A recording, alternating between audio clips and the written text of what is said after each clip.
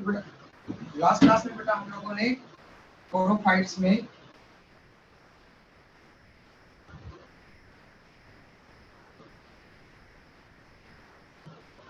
Spore mother cells से spore form होते हैं जो हैप्लॉइड होंगे, और हैप्लॉइड स्पोर्स, स्पोरोफाइट्स में जो स्पोर्स बनते हैं, sporophyte diploid, spore mother cell diploid होती है, और स्पोर मदर सेल में मियोसिस डिवीजन से meiospores, it means haploid spore form होते हैं। ओके, और haploid spore lead to generation of gametophyte. It means alternation of generation pteridophyte का भी कैरेक्टर है। Okay,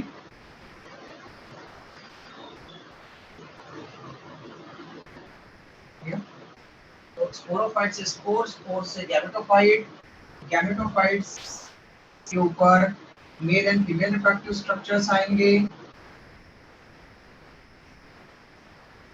mail reproductive structure, male reproductive structures को क्या बोलते हैं बेटा हम टेरिडोफाइट्स में? Antheridium. Yes, very good, antheridium. Antheridium, okay. और फीमेल रिप्रोडक्टिव स्ट्रक्चर को archegonium. Archegonium, very good, okay. Mail reproductive structure antheridium and female reproductive structure archegonium. अगर ये सेम थैलस पर आएंगे, सेम थैलस पर आएंगे तो उसको मोनोइशियस टर्म देंगे, और अगर अलग अलग आए तो डायोशियस कहेंगे। दो अलग अलग प्लांट पर आए, क्योंकि यहाँ पर प्लांट बोलेंगे, अब थैलस नहीं है, थैलस ओनली ब्रायोफाइट तक। ओके, टेरिडोफाइट में टिश्यू आ रहे हैं, कंडक्टिंग टिश्यू है, लीव्स ये ऑर्गन बन गए हैं, तो ऑर्गन है, लीफ है, इसलिए अब इसको हम थैलस नहीं बोलेंगे, नॉन थैलस है। तो ऐसे गैमेटोफाइट जिसके ऊपर ओनली मेल रिप्रोडक्टिव स्ट्रक्चर मिलेंगे या ओनली फीमेल रिप्रोडक्टिव स्ट्रक्चर मिलेंगे, तो उस टेरिडोफाइट को हम डायोशियस बोलेंगे, यूनिसेक्सुअल। मेल रिप्रोडक्टिव स्ट्रक्चर से मेल गैमेट बनेंगे। Male gametes, bryophyte and pteridophyte के मेल गैमेट्स को क्या कहते हैं बेटा हम? एंथेरोजॉइड्स।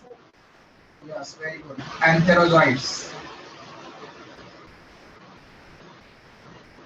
एंड फीमेल गैमेट को एग। यस, ओनली एग, और ओवम भी बोल सकते हैं। यूजुअली प्लांट के लिए ओनली एक टर्म यूज करते हैं, फीमेल गैमेट एक ही बनेगा, एग। तो एंथेरोजॉइड वाटर की हेल्प से आर्किगोनियम तक पहुंचते हैं। ओके, वाटर में स्विम करते हुए ये वाटर में स्विम करते हुए जाएंगे, हमारे पास हो जाएगा मैसेज को।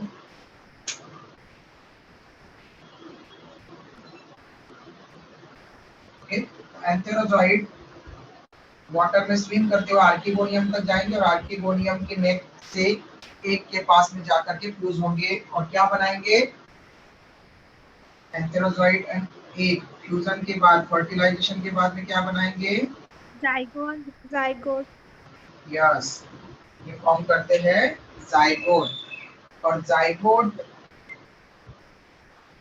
एंथेरोजॉइड हैप्लॉइड था, मेल गैमेट, फीमेल गैमेट भी हैप्लॉइड था, फ्यूजन से जाइगोट कैसा बनेगा? डिप्लॉइड।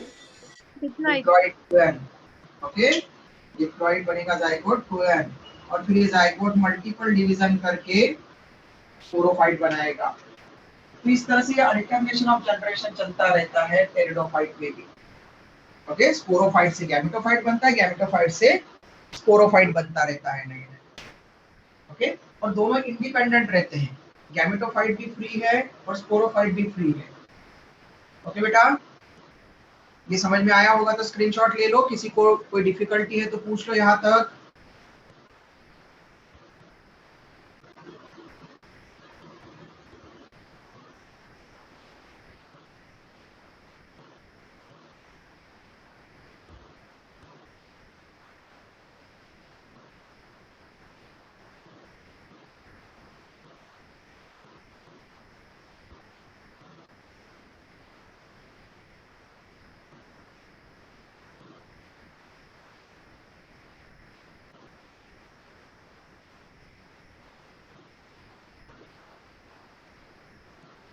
किसी को कुछ पूछना है बेटा यहाँ तक पूछ सकते हैं, अदरवाइज हम आगे बढ़ेंगे स्क्रीनशॉट होने के बाद।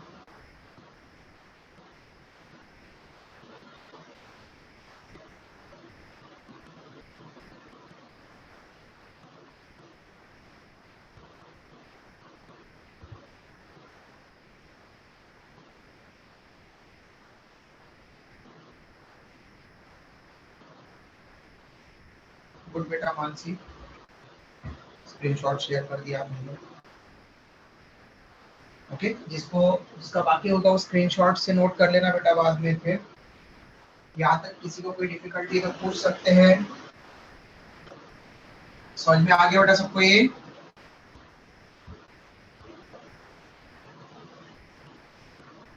समझ में आया क्या बेटा या नहीं?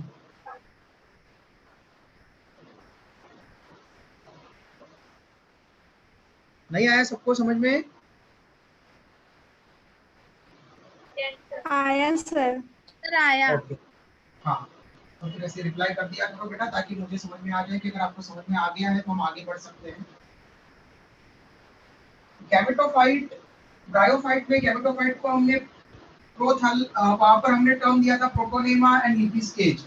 यहाँ पर गैमेटोफाइट को हम प्रोथैलस कहते हैं, एक ही स्टेज होती है prothallus.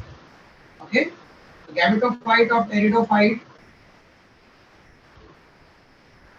Gametophyte of pteridophyte is known as prothallus। Okay, और ये ग्रीन होता है, फोटोसिंथेटिक होता है, मल्टीसेलुलर होता है, इनकॉन्स्पिशियस मतलब कि स्मॉल होता है, ये हम पढ़ चुके हैं कल। ओके, अब गैमेटोफाइट पर जाइगोट फॉर्मेशन कैसे होगा अभी हमने देखा। ओके, लेकिन जो स्पोर बनते हैं, यहाँ पर हमने कल कहा था कि हेटेरोस्पोर बनते हैं, तो अलग अलग टाइप के, इसलिए एनाइसोगैमस फर्टिलाइजेशन होगा। ओके, तो दो टाइप के स्पोर बन रहे हैं सेलाजिनेला एंड साल्विनिया में, हेटेरोस्पोरी। लेकिन उन दोनों को छोड़ करके बाकी सब में क्या हो रही है? होमोस्पोरी, सेम साइज के। तो आपको वहां पर ब्रायोफाइट और टेरिडोफाइट में एक और डिफरेंस, कंपैरिजन ये क्लियर होना चाहिए कि ऑल ब्रायोफाइट्स में होमोस्पोरी होती है, मतलब सेम साइज के स्पोर बनते हैं, व्हाइल टेरिडोफाइट में ऑलमोस्ट ऑल टेरिडोफाइट्स में होमोस्पोरी होती है, बट दो एक्सेप्शन हमने लिखे थे कल, सेलाजिनेला एंड साल्विनिया, जिसमें हेटेरोस्पोरी होती है। तो हेटेरोस्पोरी और फीमेल गैमेटोफाइट रिटेन रहता है पैरेंट बॉडी पर, ये हमने दो कैरेक्टर लिखे थे, उसके बेसिस पर हमको एक टर्म एक्सप्लेन करना है, सीड हैबिट। ओके, तो सेलाजिनेला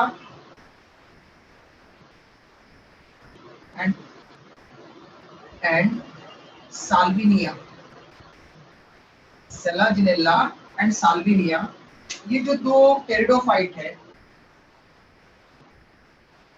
इनमें दो कैरेक्टर मिलते हैं। फर्स्ट तो मिलता है हेटेरोस्पोरी, हेटेरोस्पोरी मतलब माइक्रो एंड मैक्रो स्पोर्स, दो तरह के स्पोर्स मिलते हैं। Okay,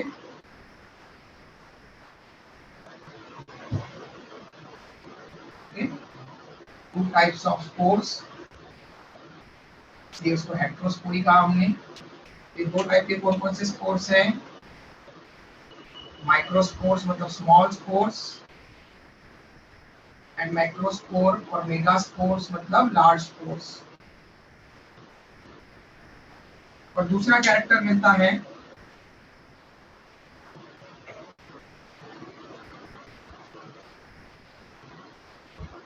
even after fertilization,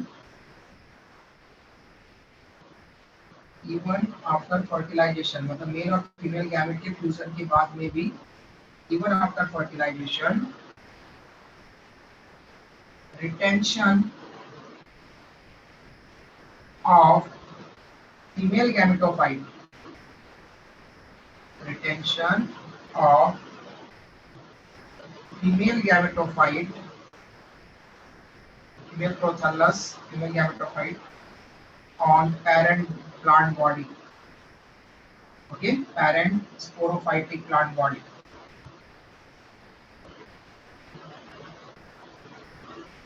sporophytic plant body.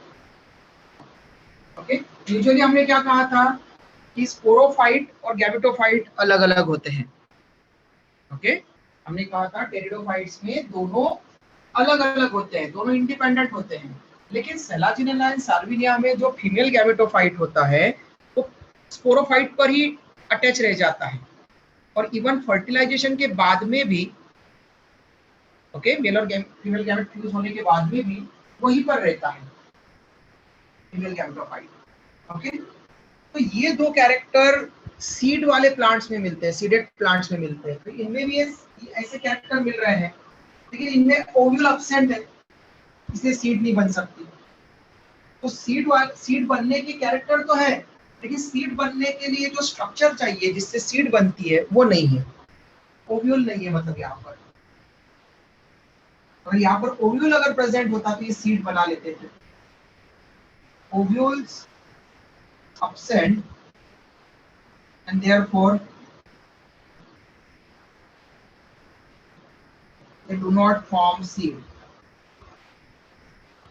इनमें सीड बनने के कैरेक्टर तो है, लेकिन सीड बनाने वाला जो स्ट्रक्चर है ओव्यूल, वही नहीं है, क्योंकि फर्टिलाइजेशन के बाद में ओव्यूल से सीड बन जाती है। तो जो सीडेड प्लांट है उनमें ओव्यूल होते हैं, और ओव्यूल से फर्टिलाइजेशन के बाद में सीड बनती है, और सीड बनने के लिए दो कैरेक्टर लगते हैं, एंड्रोस्पोरी and female gametophyte retention on parent body even after fertilization। fertilization के बाद भी female gametophyte वहीं पर रुकना चाहिए parent body पर। ovules absent, therefore they do not form seeds। इसलिए इनको बोलते हैं दोनों को precursors of seed habit।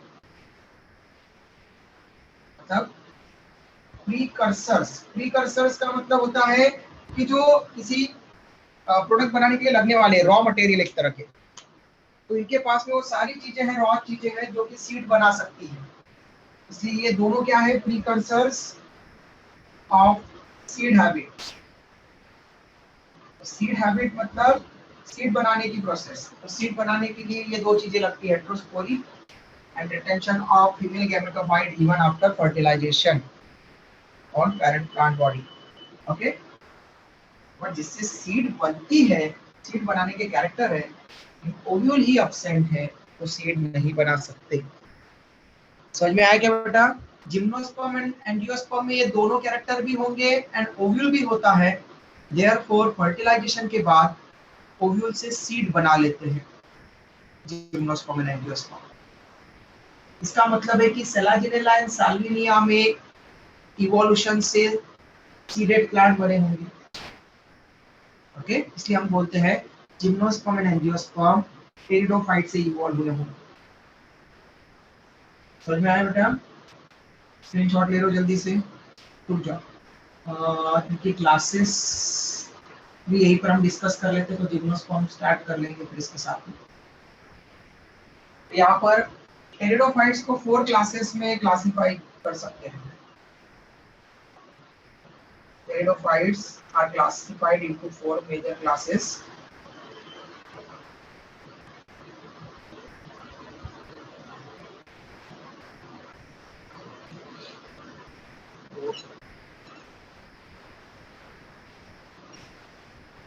Keropsida,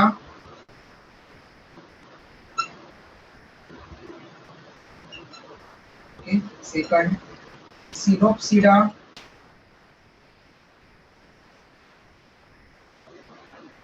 third Lycopsida, and fourth Spinopsida।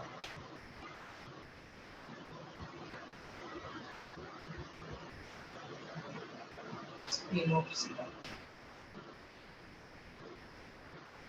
okay, Keropsida, Silopsida, Lycopsida and Spinopsida।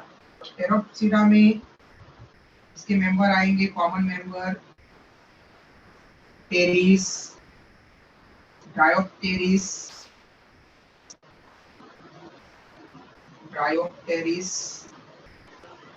And adiantum. Adiantum को हम वॉकिंग फर्न भी बोलते हैं। एडियंटम को कॉमनली वॉकिंग फॉर्न, ओके, ये भी बोलते हैं। सिनोप्सिडा में सिनोटम, इसका मेंबर हो जाएगा सिनोटम।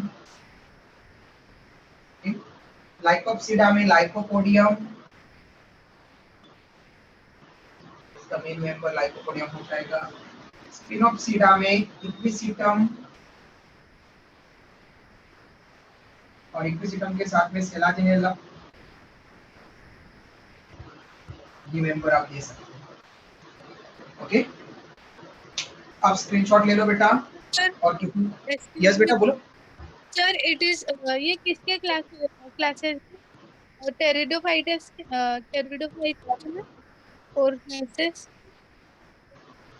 यस बेटा, हम डिवीजन टेरिडोफाइटा की क्लासेस बोल रहे हैं कि टेरिडोफाइट्स की 4 क्लासेस होती है, Pteropsida, psilopsida, Lycopsida and स्पिनोप्सिडा। Okay, ये टेरिडोफाइट्स की क्लासेस है।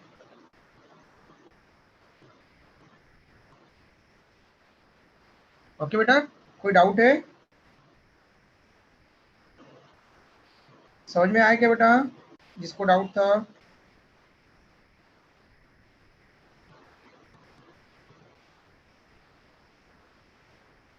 Yes sir. ओके,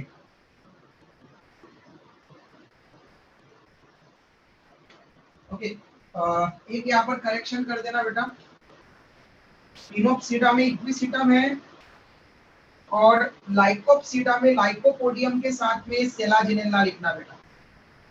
ओके, यहाँ पर करेक्शन कर लेना आप लोग। लाइकोप्सिडा का मेंबर है सेलाजिनेला। ओके, उसको मैंने गलती से स्पिनोप्सिडा में लिखा था, स्पिनोप्सिडा में इक्विसिटम मेंबर्स है।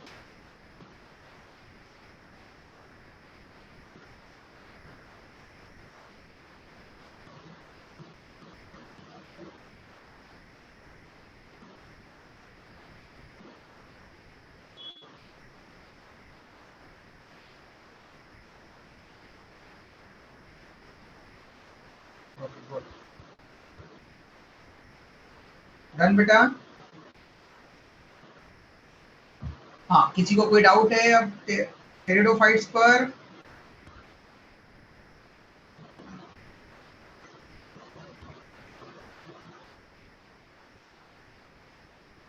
टेरिडोफाइट से रिलेटेड किसी को कोई डाउट बचा हो तो पूछ लो, अदरवाइज हम नेक्स्ट वाला 4th नंबर स्टार्ट करते हैं, गाइड वहां पर जिम्नोस्पर्म।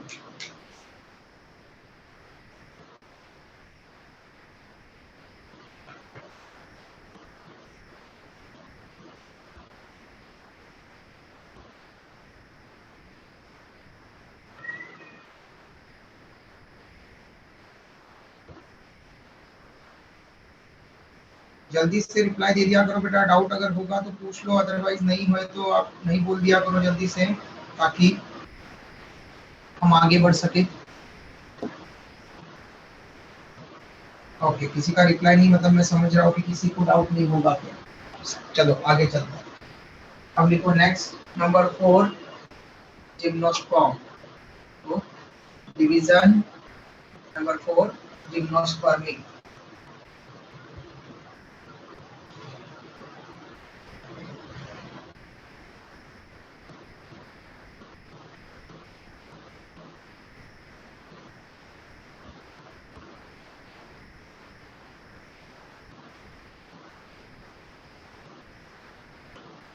Number 4,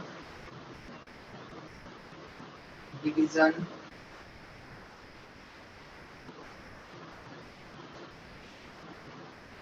gymnosperm. ओके, यहाँ पर जिम्नोज, जिम्नोज इस वर्ड का मतलब होता है नेकेड और अनकवर्ड।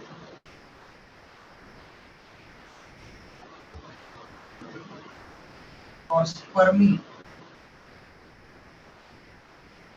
स्पर्मी का मतलब होता है सीड्स, सिंगल स्पर्मा मतलब सीड, एक सिंगल सीड के लिए स्पर्मा टर्म यूज करेंगे। और मेनी के लिए स्पर्मी। तो जिम्नोस्पर्मी का मतलब हो गया नेकेड सीडेड प्लांट। ठीक, जिम्नोस्पर्म्स मतलब हो गया नेकेड सीडेड प्लांट्स। अब इनको ऐसा क्यों कहते हैं?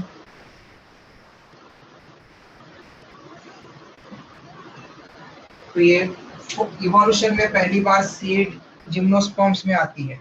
ये हायर प्लांट है और इनमें for the first time seed evolve होती है।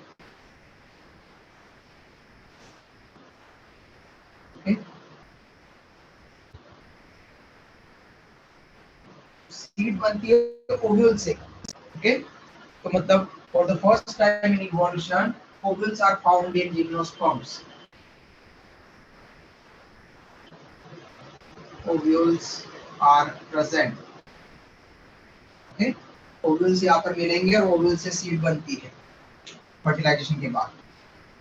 अब ओव्यूल से सीड बन रही है, ओव्यूल प्रेजेंट है, तो ओव्यूल से सीड, लेकिन फिर यहाँ पर नेकेड क्यों बोल रहे हैं, इनको कवर क्यों नहीं है? तो जनरली क्या होता है कि कवर्ड सीड हम उनको कहेंगे जिनको ओवरी वॉल ने पहले कवर करके रखा है फर्टिलाइजेशन के पहले, और फर्टिलाइजेशन के बाद में ओवरी वॉल से फ्रूट बनता है, फ्रूट की वॉल बनती है पेरिकार्प, तो वो कवर करके रखती है सीड को फ्लावरिंग प्लांट में। Okay, angiosperm. लेकिन यहाँ पर ओवरी वॉल एब्सेंट है। ओके, ओवरी वॉल क्यों एब्सेंट है? क्योंकि यहाँ पर ओवरी नहीं मिलती। यहाँ पर फीमेल रिप्रोडक्टिव स्ट्रक्चर यहाँ पर गाइनोशियम नहीं है। फ्लावरिंग प्लांट में गाइनोशियम होता है, तो गाइनोशियम मतलब पिस्टिल और कार्पेल, तब हम वहां पर इस तरह का स्ट्रक्चर बनाते हैं और इसको हम बोलते हैं स्टिग्मा, जिसके ऊपर पोलन ग्रेन आकर के एडर कर सकते हैं। फिर सेकंड लॉन्ग स्लेंडर ट्यूब को हम बोलते हैं स्टाइल, कुछ लोग स्टील बोलते हैं उसको, स्टाइल। ये जो स्टाइल है ये टिश्यू से भरी होती है। और थर्ड स्वॉलन बेसल पार्ट, इसको हम ओवरी कहते हैं। और ये जो ओवरी की वॉल है, ओवेरियन वॉल, ये फर्टिलाइजेशन के बाद में फ्रूट की वॉल में कन्वर्ट हो जाती है पेरिकार्प। इससे 3 लेयर बनती है, एपिकार्प, मेसोकार्प, एंडोकार्प, इस तरह से। ये ओवी वॉल। तो ओव्यूल, फ्लावरिंग प्लांट के ओव्यूल ओवरी वॉल के अंदर होते हैं। ओके, ओवरी वॉल के अंदर होते हैं, इसलिए जब ओव्यूल से सीड बनती है फर्टिलाइजेशन के बाद, okay, after fertilisation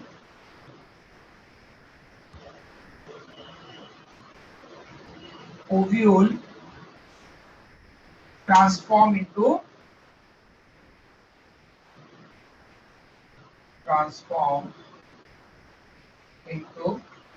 seeds। Ovule से सीड तब बनती है जब फर्टिलाइजेशन हो जाता है। और ओवरी वॉल अगर होगी, जो कि एंजियोस्पर्म में रहती है, फ्लावरिंग प्लांट में रहती है, जिम्नोस्पर्म नॉन फ्लावरिंग प्लांट है, इसमें फ्लावर नहीं आते, तो इन प्लांट में, एंजियोस्पर्म में, फ्लावरिंग प्लांट में ओवरी वॉल से फ्रूट की वॉल बन जाती है और सीड उस फ्रूट के अंदर रहती है। ओके, जैसे पपाया, मैंगो, जब हम खाते हैं इनको, तो इनको कट करते, फ्रूट को खाते हैं, तो उसके बाद में अंदर की तरफ सीड निकलती है। ओके, तो सीड कवर्ड है, ऐसा कहेंगे हम एंजियोस्पर्म में। लेकिन जिम्नोस्पर्म में ओवरी वॉल नहीं होती, क्योंकि यहाँ पर आर्किगोनियम है, और आर्किगोनियम में ओवरी जैसा स्ट्रक्चर हम नहीं बोलते। ओके, फीमेल रिप्रोडक्टिव स्ट्रक्चर यहाँ पर जिम्नोस्पर्म में आर्किगोनियम है। आर्किगोनियम में ओवरी नहीं है, तो ओवरी नहीं है तो ओवरी की वॉल भी नहीं होगी। ओके, और ओवरी वॉल नहीं है, इसलिए वो फ्रूट भी नहीं, फ्रूट के अंदर नहीं होगा।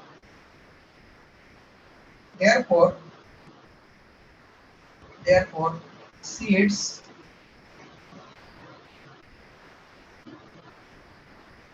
not enclosed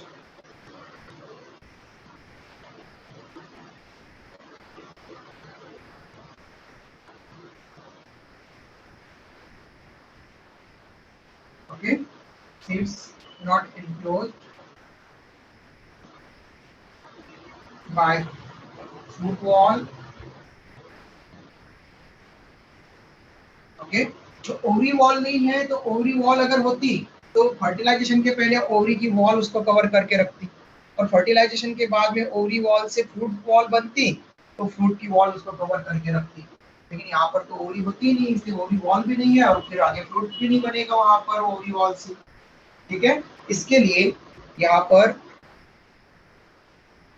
सीड्स कभी भी एनक्लोज नहीं होती, बंद नहीं रहती किसी के स्ट्रक्चर के अंदर, इसलिए वो फ्री रहती है, इसलिए हम उसको नेकेड सीड बोलते हैं। Naked seed, sorry. तो पहली बार ओव्यूल आया, लेकिन इसका मतलब ये नहीं कि ओव्यूल का कोई कवरिंग नहीं होगा। ओव्यूल बाहर के कवरिंग से कवर्ड नहीं है। ठीक है, जब हम जिम्नोस्पर्म में आगे पढ़ेंगे तब हम रिप्रेजेंट करेंगे कल के दिन कि जिम्नोस्पर्म में ओव्यूल में खुद की एक इंटेगुमेंट होती है। एटेगमिक ओव्यूल नहीं होते, यूनिटेगमिक होते हैं। यूनिटेगमिक मतलब, यूनि मतलब वन, तो एक इंटेगुमेंट होती है ओव्यूल में, और उससे फिर वो एक उसका खुद का कवरिंग बनाएगा। तो सीड की खुद की कवरिंग है, लेकिन वो उसका खुद का पार्ट है फिर कवरिंग, लेकिन उसके बाहर कोई कवरिंग नहीं है, उसको कोई कवर नहीं कर रहा है, सीड वैसी वैसी फ्री पड़ी। देयरफॉर हमने इसको कहा है। इनका हैबिटेट, सबसे पहले हैबिटेट की बात कर लेते हैं। तो जिम्नोस्पर्म वेरिएबल हैबिटेट में मिल सकते हैं, और हर जिम्नोस्पर्म को हम अलग अलग कंडीशन में ग्रो नहीं करवा सकते। जैसे few gymnosperm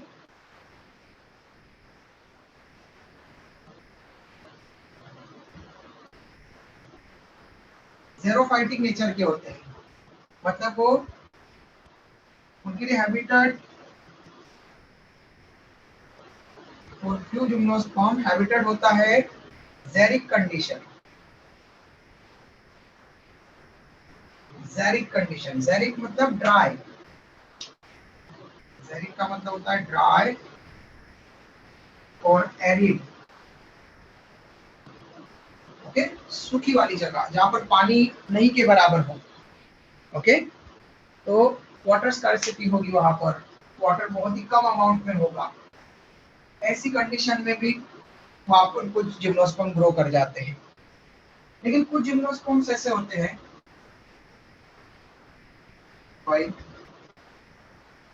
few gymnosperms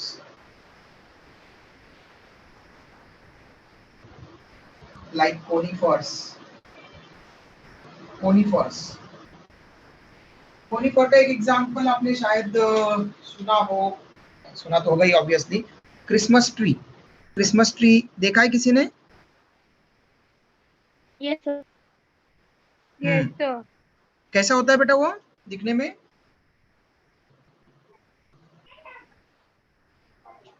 Christmas tree कैसा होता है दिखने में? हाँ, ऐसा ऊंचा ऊंचा। हाँ सर, और उसको छोटी छोटी छोटी छोटी कांटे सामान लीव्स रहती। है ना, वो उसकी कैनोपी ऐसी होती है, yes, cone shape like, cone shape like होती है उसकी कैनोपी। ओके, कोनाइकल, ऐसे नीचे की तरफ ऐसी होती है उसकी कैनोपी।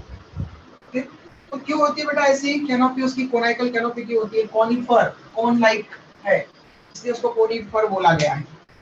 क्यों होती है? बाकी मैंगो वगैरह का प्लांट में तो ऐसा नहीं होता, लेकिन इस कोनिफर में ऐसा क्यों होता है?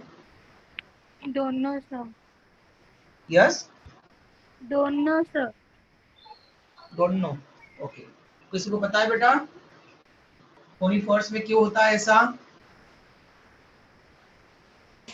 बिकॉज वो कोल्ड इन्वायरमेंट में होते हैं। Yes, very good. वो कोल्ड रीजन में मिलते हैं, मतलब कि जनरली वो हाई एल्टीट्यूड पर मिलेंगे, और ऐसी जगह पर ग्रो होते हैं जहां पर स्नोफॉल होता है।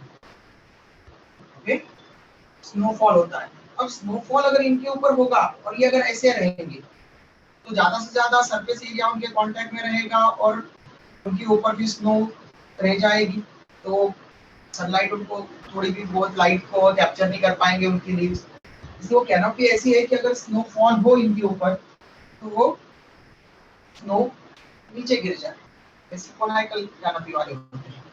इससे ज्यादा से ज्यादा स्नो उसको ऊपर से गिर जाए नीचे की तरफ, और जो भी लाइट की वेवलेंथ इनको अवेलेबल होगी उससे वो फोटोसिंथेसिस कर सकते हैं। ओके, कोन लाइक इसीलिए होते हैं इनके कैनोपी। जिम्नोस्पर्म ये कहाँ पर ग्रो करते हैं? ये जहाँ पर स्नो होगी वहां पर हाई एल्टीट्यूड,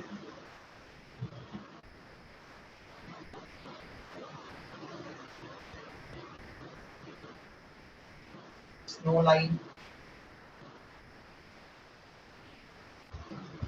ओके, यहाँ पर हाई एल्टीट्यूड होगा, स्नो लाइन होगी, मतलब कि स्नो फॉल होता होगा वहां पर। ओके, बारिश नहीं होती, सीधा बर्फ गिरता है वहां पर, ऐसी जगह पर ज्यादा ये वहां पर होगा। तो कुछ ऐसे प्लांट भी देखे होंगे जो आपने हमारे आसपास में भी ग्रो हो सकते हैं। ओके, फ्यू जिम्नोस्पर्म्स मेसोफाइटिक होते हैं।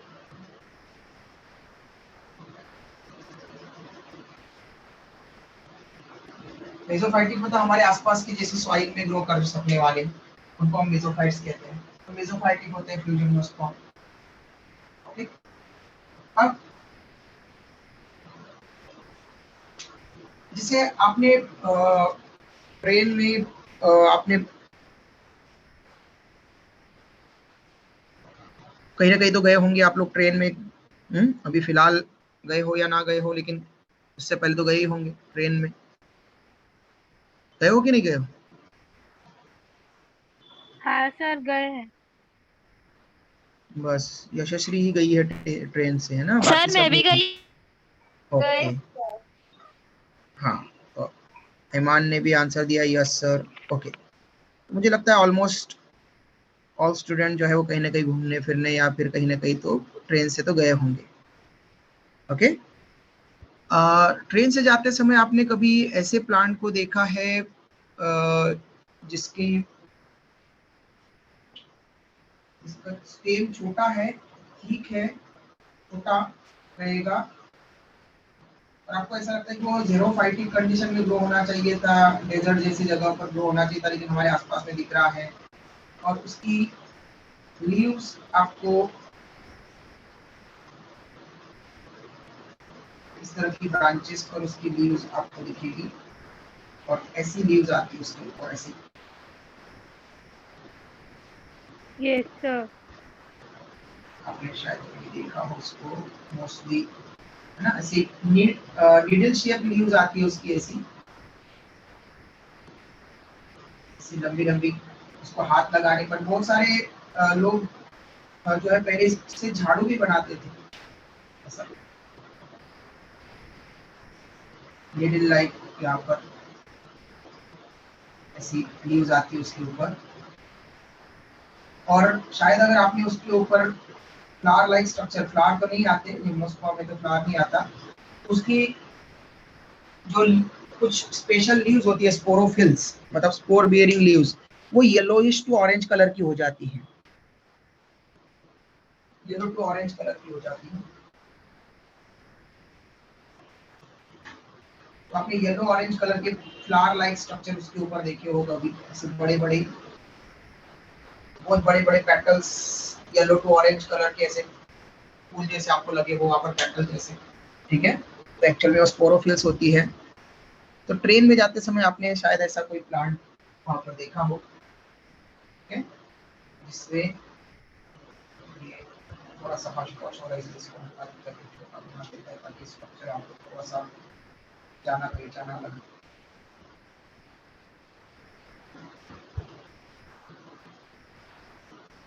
देखा होगा। ओके, ऐसा तो ये अनब्रांच रहता है, ब्रांचिंग नहीं रहती है, और ऐसे छोटा सा स्टेम रहता है, और अलग अलग ऐसी लीव्स निकलती रहती है, ब्रांचेस रहेगी, और लीव्स ऐसी निडल शेप रहती है उसकी। ओके, जैसे मैंने आपको बताया कि पहले कुछ लोग उससे झाड़ू भी बनाते थे, तो इसे झाड़ू बनाने वाला भी वहां पर उसको उससे बनाए जाते थे। देखा है क्या किसी ने ऐसा प्लांट रेलवे ट्रैक के आसपास? Yes, sir. Yes. हाँ गुड। तो वो साइकस का प्लांट है क्या, साइकस, ओके साइकस। और वो साइकस आजकल कुछ लोग जो है वो अपने घर पे बड़े बड़े पॉट्स में भी साइकस का प्लांट ग्रो करवाते हैं, ओके गेट के आसपास रखने के लिए, ऐसे बड़े वहां पर, मतलब वो ज्यादा बड़ा नहीं होगा, हाँ 4-5 सर। फीट हाइट तक, 4-5 फीट हाइट तक ही बढ़ता है। और उसकी जो लीव्स है कोनाइकल लीव्स, उसके अपीयरेंस के कारण ऑर्नामेंटल यूज के लिए लोग उसको लगा भी लेते हैं, ओके। तो ऐसे यहाँ पर ये ग्रो हो सकते हैं, इनका हैबिटेट इस तरह से डिफरेंट है। स्क्रीनशॉट ले लो बेटा, और किसी को अगर कुछ पूछना है यहाँ तक तो पूछ सकते हैं।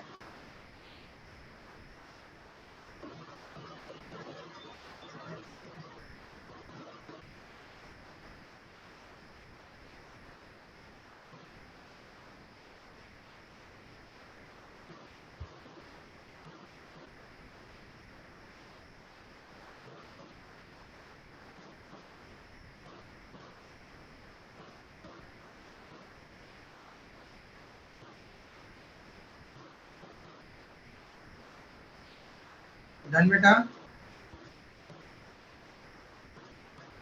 Yes.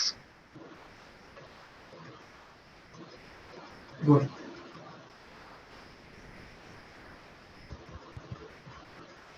इसकी मेन प्लांट बॉडी क्या होगी, तो आपको ये क्लियर होना चाहिए कि ब्रायोफाइट्स में, ओनली ब्रायोफाइट्स में मेन प्लांट बॉडी गैमेटोफाइटिक होती है, haploid, while pteridophyte, gymnosperm and angiosperm में मेन प्लांट बॉडी हम स्पोरोफाइटिक लिखेंगे, ON।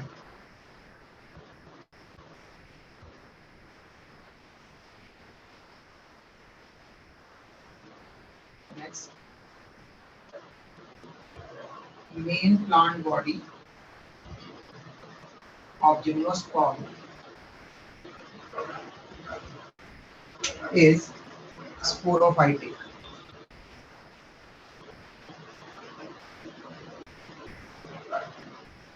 Okay, sporophyte कहेंगे हम उसको, स्पोरोफाइटिक प्लांट बॉडी, और जो दिखेगा उसको स्पोरोफाइट।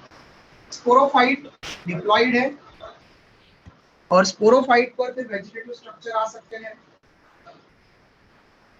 तो स्पोरोफाइट पर यहाँ पर पहली बार टू रूट्स,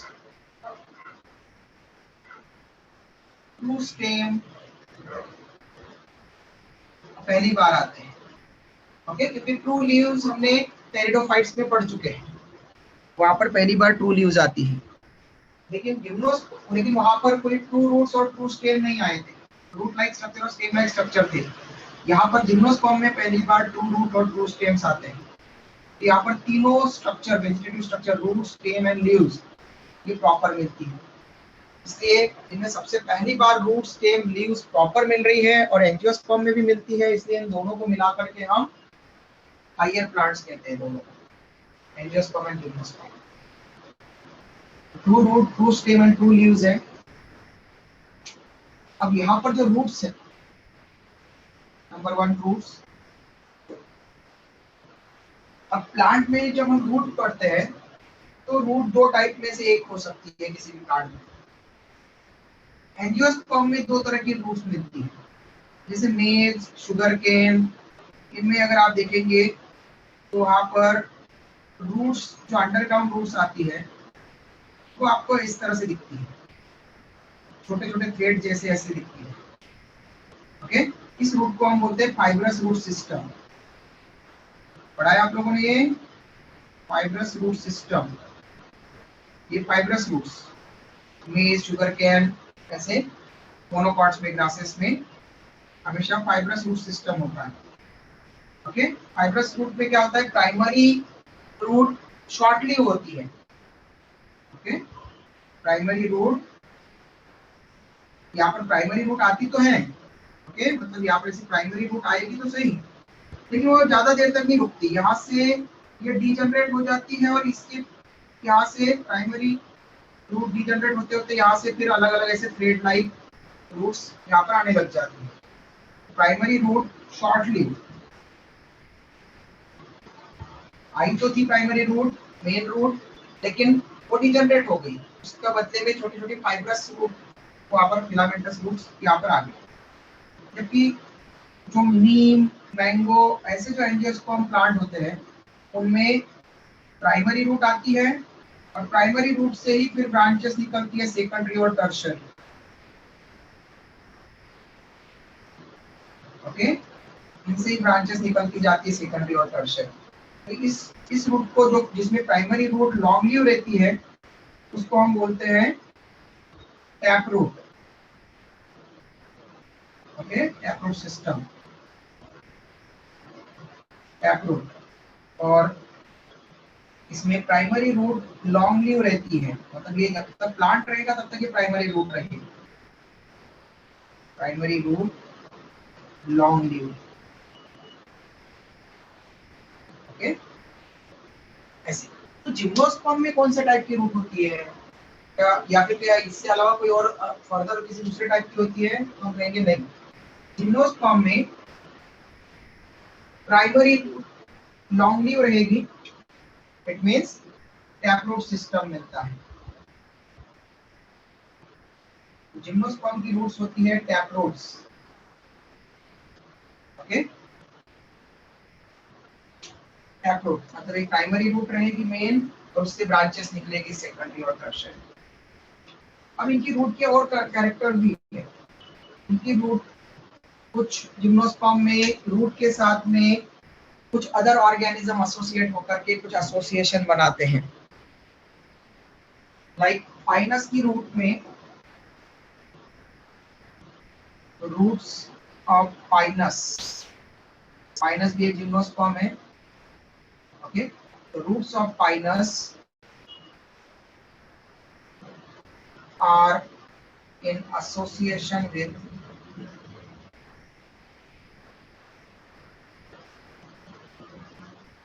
a fungus। एक फंगस के साथ में एसोसिएशन होती है, फंगस कॉल्ड ग्लोमस। ग्लोमस इस फंगस के साथ में एसोसिएशन में होती है पाइनस की रूट्स, और इनके एसोसिएशन को नाम देते हैं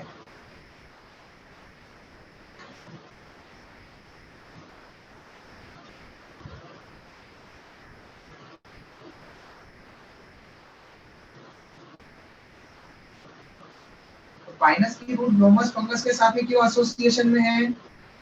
क्योंकि फॉर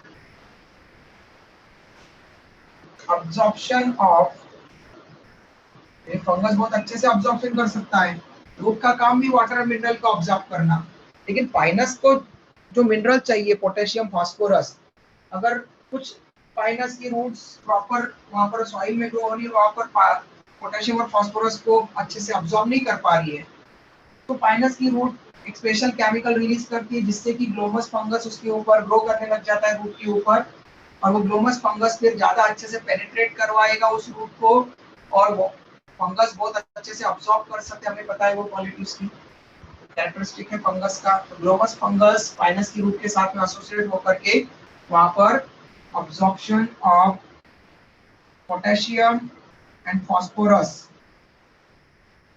इन न्यूट्रिएंट का, इन मिनरल्स का अब्सॉर्प्शन अच्छे से करवाएगा। ओके, बदले में पाइनस उसको फूड एंड शेल्टर देता है। तो ये सिम्बायोटिक एसोसिएशन। ओके, इस एसोसिएशन को नाम क्या देंगे? This association,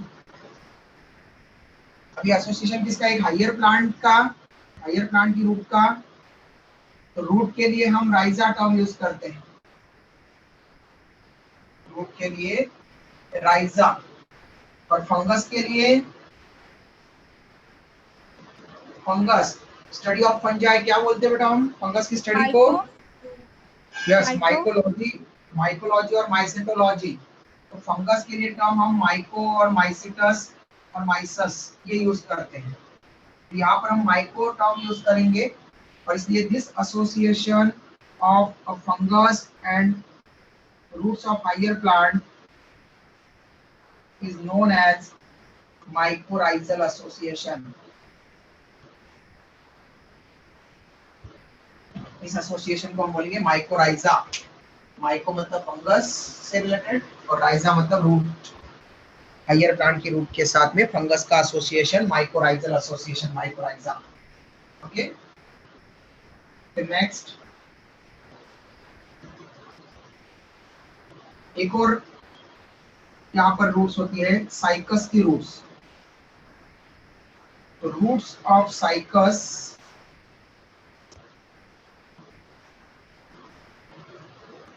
associated with cyanobacteria, उस साइनोबैक्टीरिया के साथ में ये एसोसिएट हो जाती है। Okay, area for nitrogen fixation, अच्छी तरह से साइकस में नाइट्रोजन फिक्सेशन हो पाए, नाइट्रोजन से वो ammonia, nitrate, nitrite direct bacterium cyanobacteria direct route के अंदर देंगे और रूट में फिर ये अब्जॉर्ब वहाँ पर अच्छे से सर्कुलेट होंगे, कंडक्ट होंगे और इनसे अमोनिया, अमीनो एसिड, प्रोटीन ये अच्छे से बना पाएगा साइकस। ओके, तो ये नाइट्रोजन फिक्सेशन के लिए साइकस की रूट अपने साथ में साइनोबैक्टीरिया को इन्फेक्ट करने देती है। तो ऐसी रूट्स को हम बोलते हैं coralloid roots. Such roots of Cycas are called as coralloid roots. Cycas की ऐसी रूट्स को कोरेलॉइड रूट्स बोलेंगे। Okay, coralloid roots. तो ऐसे एसोसिएशन होता है बेटा। ओके, स्क्रीनशॉट ले लो। किसी को यहाँ तक अगर समझ में नहीं आया होगा तो पूछ लो, कोई डाउट होगा तो। है किसी को doubt? Yes sir. Sir B yes वाला बेटा, नहीं समझा, बी वाला और ए वाला बी वाला दोनों नहीं नहीं समझा समझा। बेटा। साइकस में नाइट्रोजन फिक्सेशन के लिए साइकस की रूट अच्छे से नाइट्रोजन फिक्स नहीं कर पा रही है। तो नाइट्रोजन फिक्सेशन के लिए साइनोबैक्टीरिया हमने पढ़े थे, साइनोबैक्टीरिया में हेट्रोसिस पढ़ी थी हमने, याद है? Yes sir.